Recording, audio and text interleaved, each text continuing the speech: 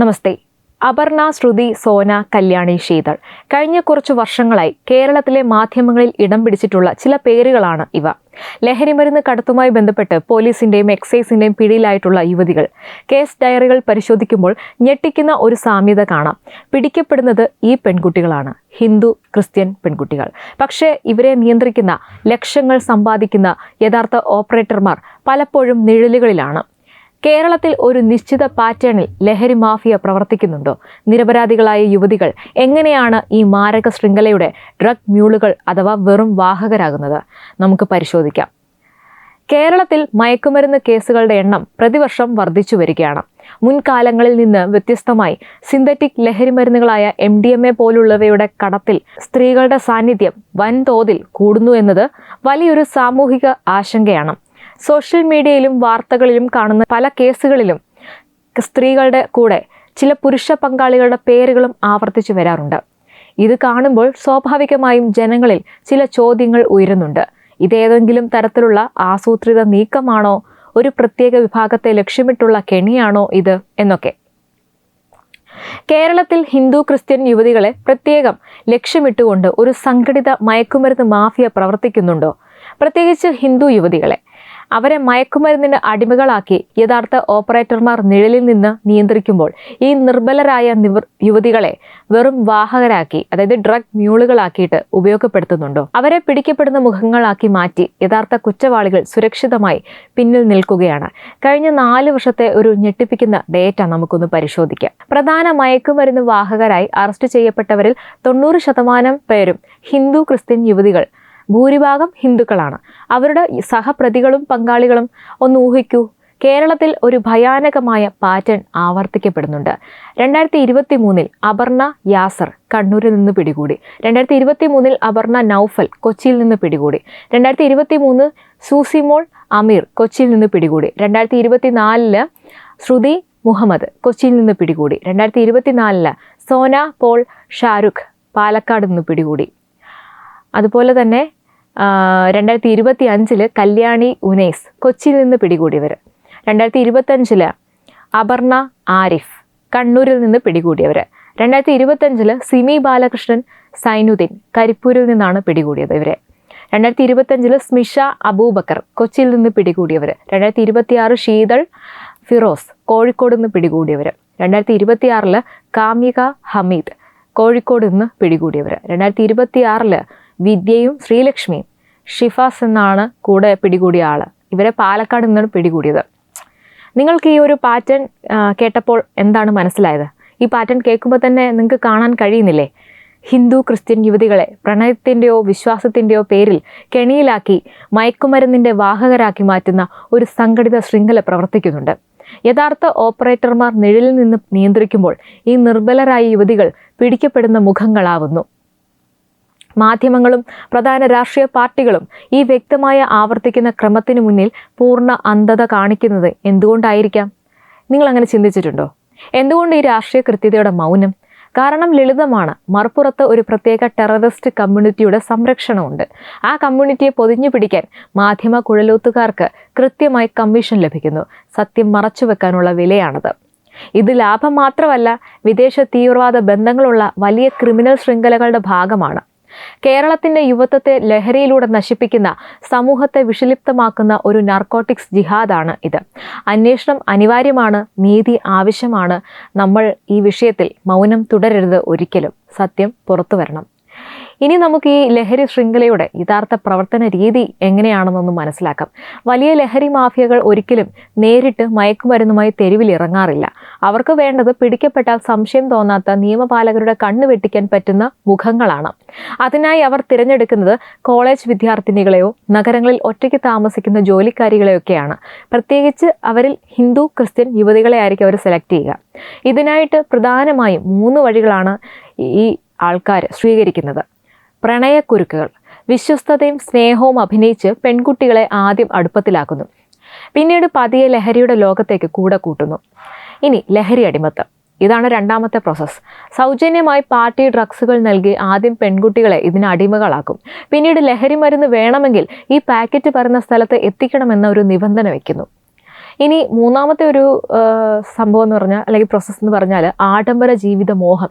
Instagram റീലുകളിലും പാർട്ടികളിലും ഒക്കെ തിളങ്ങാൻ പണം ആവശ്യമായി വരുമ്പോൾ എളുപ്പത്തിൽ പണം ഉണ്ടാക്കാനുള്ള ഒരു വഴിയായിട്ട് ഇതിനെ കാട്ടിക്കൊടുക്കുന്നു. സ്ത്രീകളെ കാരിയർമാരാക്കിയാൽ ചെക്ക് പോസ്റ്റുകളിലും പോലീസിന്റെ മുന്നിലും പെട്ടെന്ന് സംശയം ഉണ്ടാകില്ല എന്ന ക്രിമിനൽ ബുദ്ധിയാണ് മാഫിയ തലവന്മാർ ഇവിടെ പ്രയോഗിക്കുന്നത്. പിടിക്കപ്പെട്ടാൽ പെൺകുട്ടി ജയിലിലാകും, യഥാർത്ഥ കുറ്റവാളി സുരക്ഷിതനായി അടുത്ത ഇരയെ തേടിപ്പോകും. ഈ വിഷയത്തിന് മറ്റൊരു വശം കൂടിയുണ്ട്. ഈ കേസുകളിലെ പ്രതികളുടെ പേരുകൾ മുൻനിർത്തി ഇതൊരു നാർക്കോട്ടിക് ജിഹാദാണെന്നും ഒരു പ്രത്യേക മതവിഭാഗത്തിൽപ്പെട്ട മറ്റൊരു വിഭാഗത്തിലെ പെൺകുട്ടികളെ ലക്ഷ്യമിട്ട് നടത്തുന്ന നീക്കമാണെന്നുമുള്ള ആരോപണങ്ങൾ സജീവമാണ്. അത് ഏതാണ്ട് ഏറെക്കുറെ ശരിയുമാണ്. എന്നാൽ അന്വേഷണ ഏജൻസികൾ എന്താണ് പറയുന്നത്? കേരള പോലീസിന്റെയും നാർക്കോട്ടിക് കൺട്രോൾ ബ്യൂറോയുടെയും ഔദ്യോഗിക ഡേറ്റ പ്രകാരം ലഹരി വ്യാപാരത്തിന് പിന്നിലെ ഒരേ ഒരു അജണ്ട വലിയ സാമ്പത്തിക ലാഭം മാത്രമാണ്. അതുപോലെ ഈ നാർക്കോട്ടിക് ജിഹാദ് എന്നുള്ളൊരു സംഭവം കൂടെ പിന്നാമ്പുറത്ത് നടക്കുന്നുണ്ട്.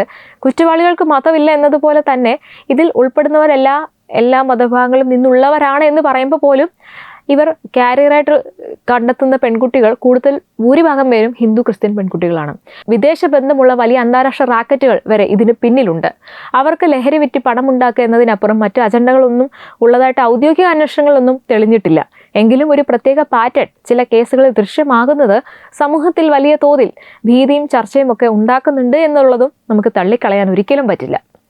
നാർക്കോട്ടിക് ജിഹാദ് എന്നത് കേരളത്തിൽ വലിയ രീതിയിൽ സാമൂഹിക രാഷ്ട്രീയ ചർച്ചകൾക്കും വിവാദങ്ങൾക്കും വഴിവെച്ചൊരു പ്രയോഗമാണ്. 2021 സെപ്റ്റംബർ പാലാ രൂപത ബിഷപ്പ് മാർ ജോസഫ് കല്ലറങ്ങാട്ട് ഒരു പ്രസംഗത്തിനിടെയാണ് ഈ വാക്ക് ആദ്യമായിട്ട് പരസ്യമായിട്ട് നടത്തുന്നത്.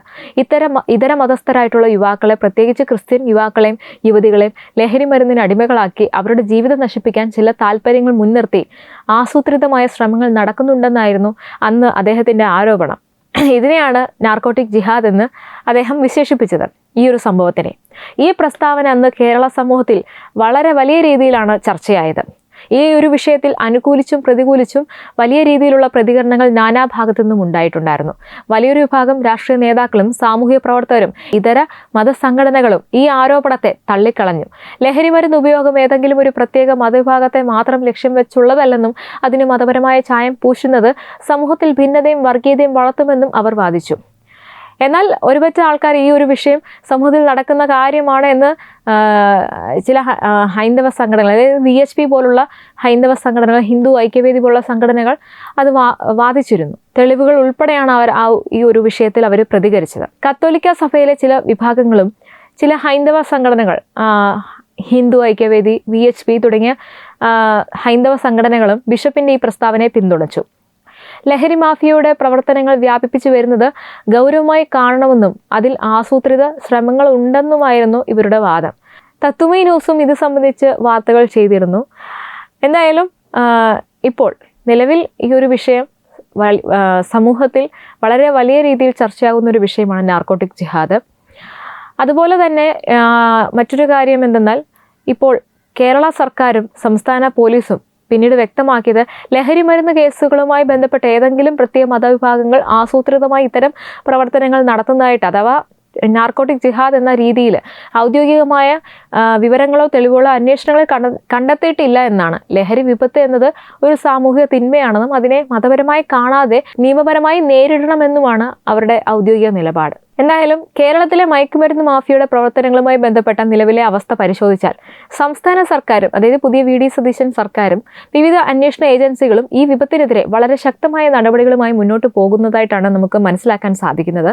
മയക്കുമരുന്ന് മാഫിയ അടിച്ചമർത്താനായിട്ട് കേരള ഹോം ഡിപ്പാർട്ട്മെന്റും കേരള പോലീസ് എക്സൈസ് വകുപ്പ് എന്നിവർ സംയുക്തമായിട്ട് 2026 ജൂൺ മുതൽ ഓപ്പറേഷൻ തൂഫാൻ ദി നാർക്കോ ഹണ്ട് എന്ന പേരിൽ സംസ്ഥാന വ്യാപകമായി ഏറ്റവും വലിയ ആന്റി നാർക്കോട്ടിക് ക്യാമ്പയിൻ ആരംഭിച്ചിട്ടുണ്ട്.